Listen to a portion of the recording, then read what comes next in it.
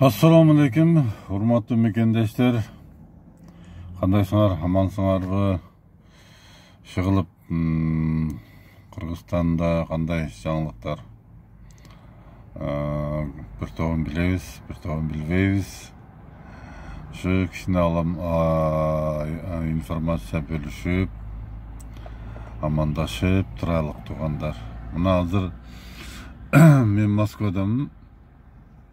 Москванын Подмосковьясында Раменский деген шаар бар. Ушу шаарда мына көргүлө. Жашоо кадимкидей эле. Эми баштакыдан сал басаңдап калган. Атак калганы мына. Келип атат, кетип атат. Охрана деген бар. Охрананы көрдүңөр, андай сигарет чегерде бет кабын алып алат. Антип жүрөт. Бардык. Эми мындай көпчүлүк бар жерлерде эл баягындай кафе, ресторан окшогон нерселерди жаап таштаган, калган жерлер бар эми. Негизинен мындан эле жүрүшөт, бет кабы деле жок. Продукт ага келет. Күнен кесир эле.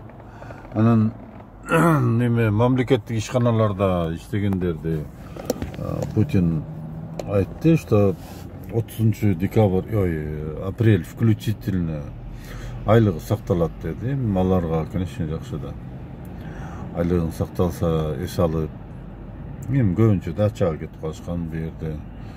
Үйүндө жаткандар дагы бар. Кыскасы Россия эли Лукашенко, Армения айтканда Кыргызстандан Мадумаров чыгып айтты.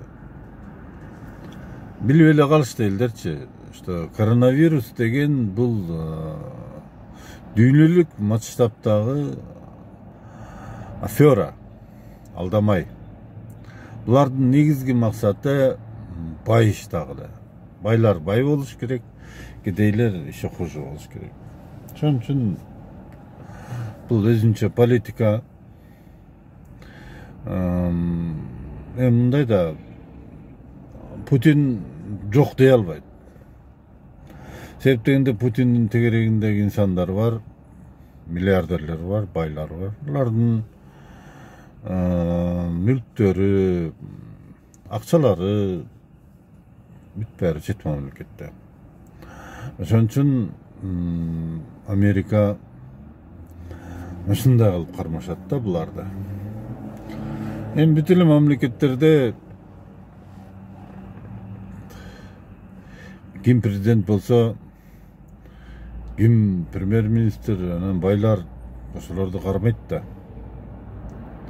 Эгерде Лукашенкого окшоп андай байлыгы жок, Армениянын президентине окшогон андай байлыгы жок, илеше турган эчтекеси жок, Мадумаровго окшогон этим да жок, сахарым да жок, унум да жок деген жөнөкөй жашоо менен жашап жүргөн, элди аралап, эл менен болуп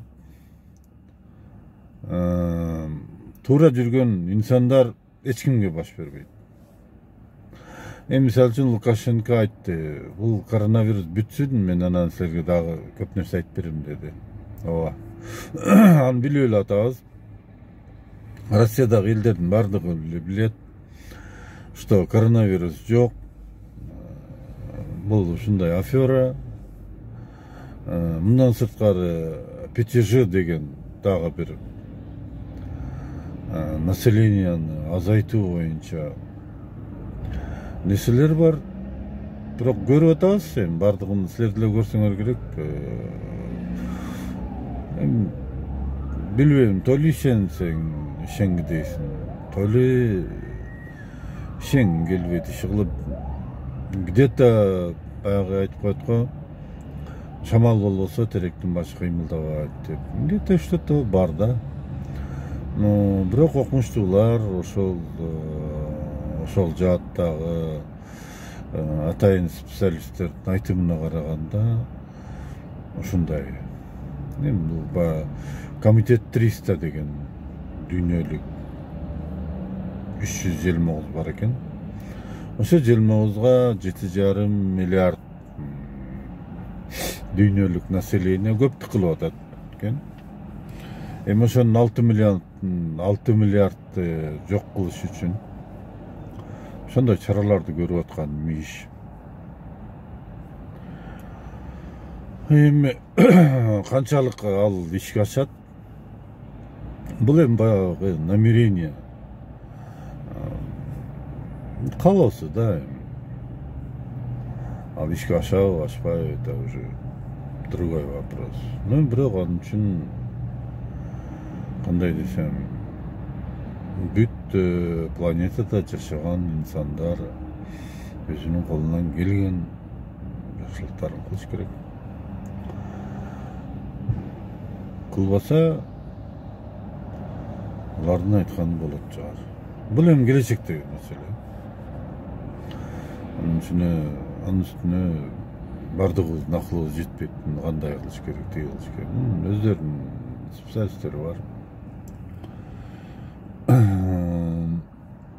Ошондой бул жерде Путин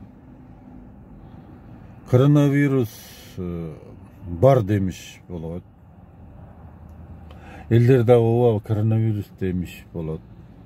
Бирок эки тарап тең билет, что коронавирус деген жок. Бул афера.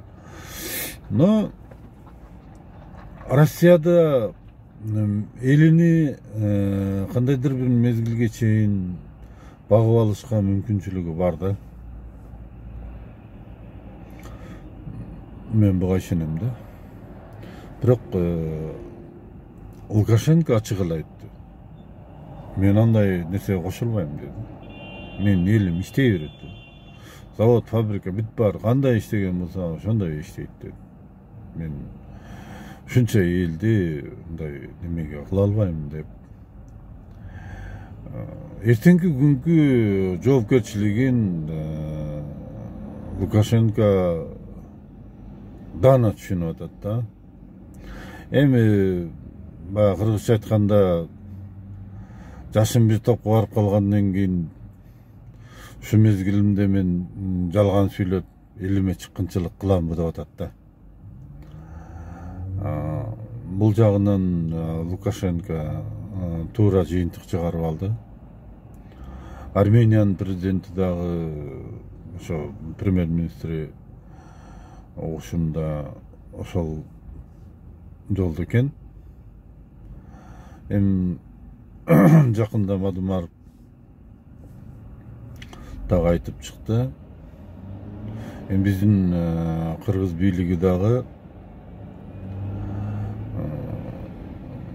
өтө кеч болуп кете элегинде өздөрүн туура жолго салса жакшы болот эле. Муну эми Алтынбек Сулайманов деле мурунку экс-депутат Бактыбек фамилиясын билбейт экем. Ошол жигит дагы бир топ сүйлөп атат. Эми сүйлөгөндө өз үчүн эмес, байкалып турат, что элим үчүн деп. Мен ойлойм, премьер-министр дагы, президент дагы ушулардан туура жыйынтык чыгарат деп. Эгерде туура жыйынтык тез аранын ичинде чыгарбаса, эртеңки күнгүгө кеч болуп калат. Бул айдан ачык эле нерсе. Себеп дегенде элдер жегенге тамагы жок, ансыз деле начар жашашчу бизде. Эми биротоло эми чочубай эле ачык эле сөз менен айтканда эл көтөрүлүш чыгарышына ушу бийликтегилер өздөрү жардам кылбайт да. Эми эл арга жок да, курсак ачкандан кийин баягы снесет дейт го, алдынан эмне чыккан болсо ошону. Анан ал жерде эч бир армияң дагы колдой албайт. Эгерде ошондойго чыкканда мындай биздин башыбыздан өткөн күч структуралары эл тарапка өтүп кетет. Потому что ошол милициялар деле, ошол прокурорлор деле элден чыкканда жөнөкөй эле кандай өздөрү неме кылбайт да. Ошон үчүн Кыргызстандын келечеги өтө коркунучтуу, чын айтайын, коркунучтуу. Ошон үчүн бийликтегилер тез аранын ичинде бул карантин деген токтотуш керек. Бул жок нерсе, жомок нерсе. Буга Сооронбаев өзү деле ишенбейт, Жээнбеков. Теги Абдулгазиев деги ишенбейт, депутаттарың деги ишенбейт. Айтайын эмнеге? Буну жөн эле мындай байкаса болот да. Эгерде коронавирус бар десечи, булар жердин 7 кабатына кирип кетет болчу, давно эле, же болбосо Марска учуп кетет болчу. Башка жакка бара албайт да. Арабыз деле жүрбөйбү? Арабыз деле жүрөт да. Булар байларды айтпай, канча байлар бар. Булардын жашагысы келет, ошончо байлыгы менен өлүп калышты калабайт да. Туурабы? Ошон үчүн жок, мындай нерсе жок. Же болбосо тез аранын ичинде ушул коронавирустун ачагын жок кылыш үчүн булар эч жерден эч нерсе сурабастан болгон байлыгын кошуп бул процессти тездетип берет болчу. Потому что булардын колунда бар, байлыгы бар, жанын сактап калыш керек. А булар аны да кылган жок. Просто Алтынбек Сулаймановдун айтканы, эртеге эл көтөрүлсө, биринчи очередде курсагын тогузат да. Анан дальше барат.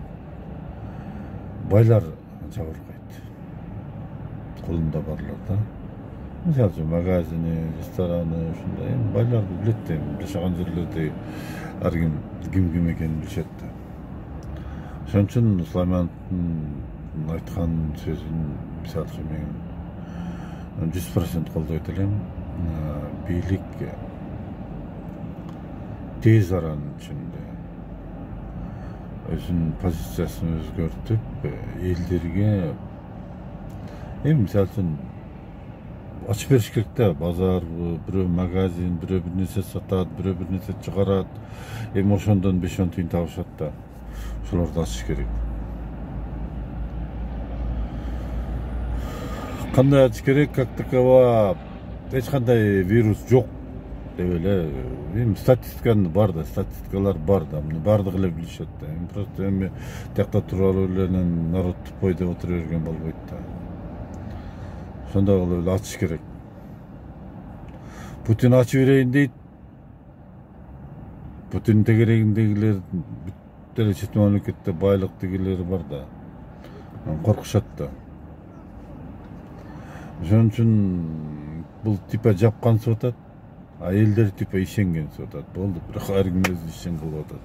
Хотя Кыргызстанда дагы ушундай кылыш керек да. Анан баягы киргиле деп баягы эшекке мүйүз берсе сүзүп өлтүрөт дегендей баягы бардыгы эле неме болуп алды. Чабандеспи алып элечи, элди короого киргизгендей. Андай кылбаш керек. Бул жакшы метод эмес да, короче. Ойлойм, что Сооронбай Шарипович муну туура түшүнөт деп. Биз конституция боюнча бул нерселерге Абдулгазиев жооп бериш керек да.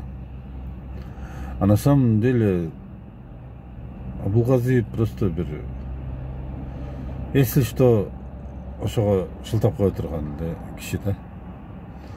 Эч кандай укугу жок. Сооронбай Шарипович эмне десе ошону кылат. 120 депутат кандай болсо Шарипов не десе ошолор кылат кылган. Башка ооз ача албайт. Все понятно, да? Биринин койругун бири басып турат. Бийлик деген бийлик да. Ошон үчүн бул жерде Кыргызстан үчүн мен дагы кайрылып кетет элем. Өтө коркунуч турат, оор абал турат. Бул жердечи мамлекеттикти жоготуп алуу коркунуч дагы турат. Анан элдерге мындай деген оюм бар да. Эми баягы бир макал бар да. Эшек ат болбойт дегенчи. Мүмкүн ошон үчүн эшектир да. Бирок ат болсо жакшы болмок да. Эми кичине аң сезимди өстүрүш керек. Алып аткандагы, берип аткандагы мен жардам боюнча айтып атам. Эгерде элиңе күйүп, ошол инсандын өнүп өсүп, өзүнчө болуп кетишине тилектеш болсоң, сен ал кишиге нан бербе. Ал кишиге нанды кантип табуу жолун гана үйрөтүп кой. Болду. Ушундай болуш керек. Бул эми мынау чубак бир жагынан, Абчүкүр экинчи жагынан, дегеле ушу дин жагынан элдердин баары мындай караңгы кылып алган, мындай болуп калган байкуштарчы. Жок, аны жамандабаш керек, мындай кылбаш керек. Бир сом тапкан болсо, шунун 50 сомун немеге апарып берели, жарым мешетке. Эми мен мусулман эмесмин деген жерим жок, мен Кудайга шүгүр мусулманмын. Бирок булчу мындайды мусулман дебейт. Ар бир нерседе өзгөрүү, жаңылануу деген болот. Ой жүгүртүш керек. Мейли оку, намаз оку, магдыметтен бир суткада 24 жолу намаз оку. Эгерде мен бир күндө канча намаз окусам, бул окуган намазым менин аялыма, бала чакама, ата энеме таптакыр тиешеси. Окусам өзүм үчүн окуйм. Бирөөгө бир нерсе берсем дагы өзүм үчүн берем. Мен бирөө үчүн бербейм. Мындай да. Анан кийин өзү итак деле жалкоо элге апарып алып, нанынан бери, продуктысынан бери, башкасынан бери берип атасыңар. Андан бетер жатып алып чалышат, звонок кылышып башташыптыр уже. Мен бул жерде антып атам, мынтып атам, мынча балам бар, эчтекем жок, күйөөм кетип калган деп билип барак, алкаш ушундай. Конечно, жалкоо менен мошенник болуп калат да булар. Булардын мошенниктердин бир жакшы шылтоосу бар да. Акча карыздардынчы. Ой, өлүп кетейин, берем, сразу сразу берем дейт. Алар эч качан бербейм дебейт. Түшүндүңбү? Ошон үчүн жаткан адамдар, ой, мындай болсо иштейт элем, мындай болсо мындайт элем, тиги шылтоосу толуп тура, бирок иштебейт. Зачем иштеп? Берип атпайбы тигилер? Ошон үчүн эми бул исключительно жаш балдар үчүн, андай далилденген оорулар үчүн ушундай нерселерди мамлекет түздөн түз колдош керек да. Себеп дегенде мамлекет өзүнүн бардыгын билдириш керек да. Мына биз барбыз деп. Ошол элдер эртеңки күнү жумушка чыкса, налог төлөйт, мамлекет алат да. Ошондой бири-бирине взаимосвязь болуш керек да. Эми ошентип жатып алгандан, эч нерсени байкабагандан, же болбосо байкамаксан болгондон, даже мен таң калам, но строительный компаниялар бар го. Строительный компаниялар частный болуп калган. Частный болуп калган. Кандай иш кылган болсо, ошонун 300% пайдасын көрөт, кеминде эле 300%. аны эмне мамлекеттик кылса болбойбу? Ансыз деле ошо элдер курат. Мамлекетти государственный строительный компания кылып туруп эле. Мурун бар эле да мындайлар. Менчик өткөзүп берген. Эмнеге өткөзүп берген? Аны сураган, аны текшерген, анын артынан кууган эч ким жок да. Ошондо ошон үчүн если уктай берсең, анда болбойт. Ошон үчүн кичине ойгонуш керек, китеп окуш керек, аяк биякта окуш керек. Анан калп эле бир беледе эле чоңдорду жамандап жатып калбаш керек. Эй, ушинтип жата беребизби? Чыгып бир өзүбүздүн акыбызды талап кылбайлыбы? Десе жүгүрүп жаат да, каяка кетесиң десе. Паланчы жерге барып айлыгыңызды бербейт, ушуларды биз жобосо мына штрафтар көбөйүп кетти. Мындай бийликтен сурайлы, жүр десе. Жок, аз барам, бара бергиле деп коет болду. Сен себеби бул каяка барыш керек? 100 сомдон береби, 1000 сомдон береби, пикет, ушундай көнүп калган да. Аларга эмне кылат барып?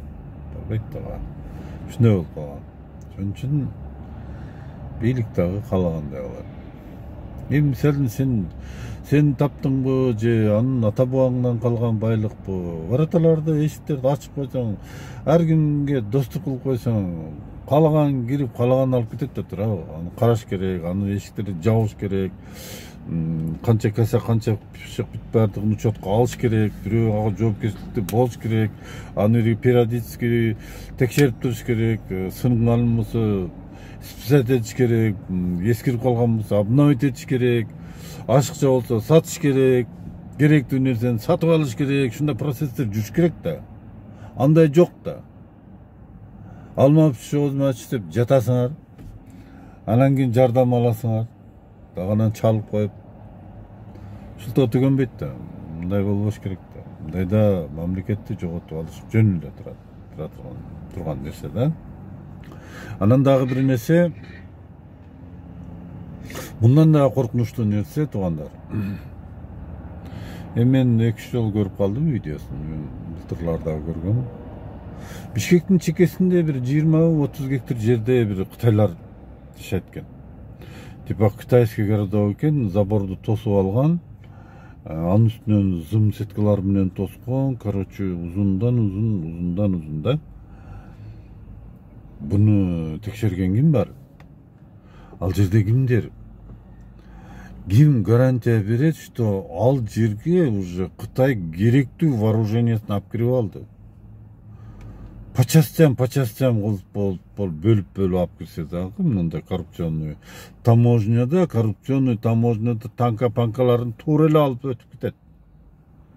Мен ишенбейм биздин таможня ушунчалык эле бир мындай бдительный турат деп. Жок, буларга бере турганды берет дагы, мына мезгилге чейин коридорду ачкыла дейт, ачат. Ким, канча мини кирип кетет. Ошол жерден китайский продуктылар чыгарат, травить эте турган, аялдар төрөбөй турган, эркеги балалуу болбой турган, мисалы үчүн бандай медленный, смертельный продуктылар чыгарып аткан каяктан билесиңер? Эч ким билбейт да турабы. Хорошо, бийлик текшербесин. Андай элдин эмне кереги бар? Жакка элинде жашайсыңар. Кызыкпайсыңар. Ошол жерде кызыгып туруп, сен ойлоп көр, Россияда ошондой кылып көргүлө бирөөңөр. Ушу забор куруп атканыңды эле уже курдурбайт. Потому что анын ичинде уже бир нерсе бар деп зымтасканын айтпай эле кой.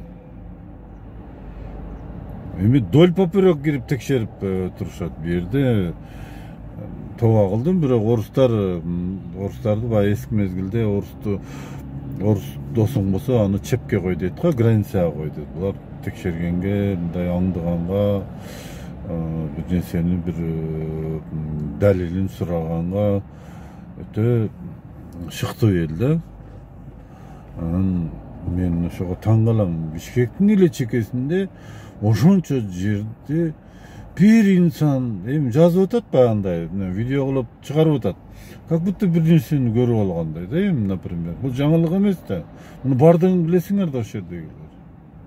Кызыгып бийликтен керек болсо ошол айылдабы же жакынкы айылдарданбы бир 20-30 адам чогулуп туруп ошо тийиштүү бийлик инсандары менен кирип аралап көрүп ошо зымдарын жоготуш керек да. Зымдарды эмнеге койду эбде? Ошол жерде власть болсо, бийлик болсо, анын заборунан ким ашып өтөт? Значит, уже подозрительный да. Мен угушума караганда ал жерге бир Сооронбай эле уруксат бербесе башка адам кире албайт экен. Менимче ушунчалык бир чоң, мындай айтканда провинция да, провинция куруп алган да, кичинекей провинция. Текшериш керек. Анан дагы бир видео салыптыр. Мына карантинде мына неме Тажикстанга КСМ кетип атат деп.